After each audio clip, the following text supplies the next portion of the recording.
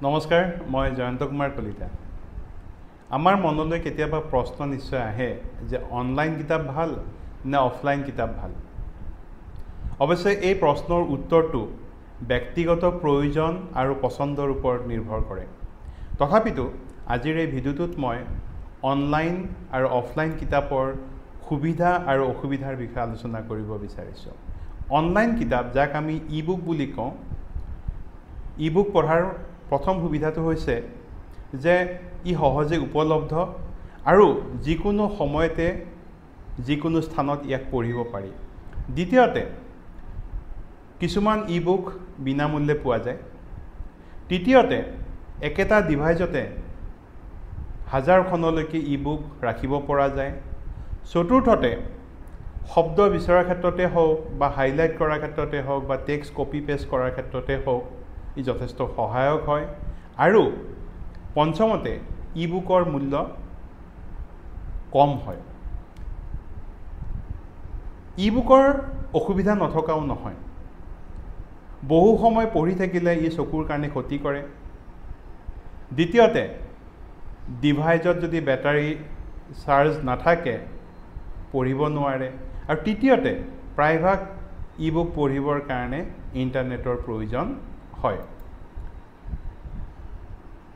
আমি অফলাইন কিতাপৰ বিষয়ে যদি কওঁ, অফলাইন কিতাপ পঢ়াৰ যথেষ্টখিনি সুবিধা আছে।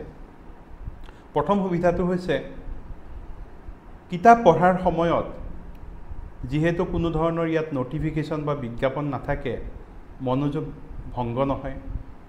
দ্বিতীয়তে, একেৰাহে দীৰ্ঘ সময়ৰ কাৰণে অফলাইন কিতাপ পঢ়ি থাকিব পাৰি। তৃতীয়তে, কিতাপ পঢ়াৰ সময়ত বেছিকৈ পঢ়িলেও চকুত বিশেষ চাপ পৰা দেখা নাযায়।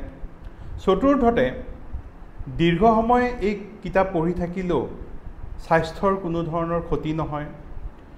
পঞ্চমতে, কিতাপত পঢ়া কথাবিলাক বুজিবলৈ আৰু মনত ৰাখিবলৈ যথেষ্ট সুবিধাদায়ক। ষষ্ঠতে, কিতাপ পঢ়াটো মানসিক স্বাস্থ্যৰ বাবে যথেষ্ট উপকাৰী হয়। সপ্তমতে, বেটাৰী আৰু ইণ্টাৰনেটৰ কোনো প্ৰয়োজন নাই। আৰু অষ্টমতে, একেখন কিতাপ আমি পৰিয়াল আৰু বন্ধু বান্ধৱৰ লগত আমি ভাগ বতৰাও কৰিব পাৰোঁ। তথাপিতো অফলাইন কিতাপৰো অসুবিধা নথকা নহয়। ইয়াৰ প্ৰথম অসুবিধাটো হৈছে এটা সময়তে কেইবাখনো কিতাপ কঢ়িয়াই লৈ যাবলৈ সমস্যা হয়। দ্বিতীয়তে, অফলাইন কিতাপৰ দামটো অনলাইনতকৈ অলপ বেছি হয়। আৰু তৃতীয়তে, অফলাইন কিতাপ মানে কিতাপবিলাক ৰাখিবৰ কাৰণে যথেষ্টখিনি ঠাইৰ প্ৰয়োজন হয়।